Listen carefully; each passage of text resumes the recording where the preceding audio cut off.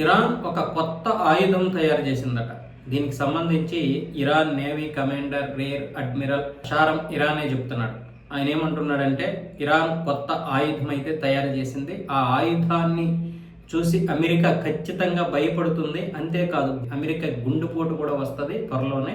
ఎందుకంటే మా యొక్క ఓడల్ని అంటే నౌకల్ని మీరు నిర్బంధించడానికి తీవ్రంగా ప్రయత్నాలు చేస్తున్నారు. అది దీర్ఘకాలంగా నిర్బంధిస్తామంటున్నారు. ఇక మా ఆయుధం తీయడానికైతే మేము వెనకాడబోము. ఆ ఆయుధం ఏంటో అమెరికాకి తెలుసు. త్వరలోనే ఆయుధాన్ని అయితే తీస్తున్నామని చెప్పాడు. కానీ ఆయుధం పేరేంటన్నది బయటికి చెప్పలేదు.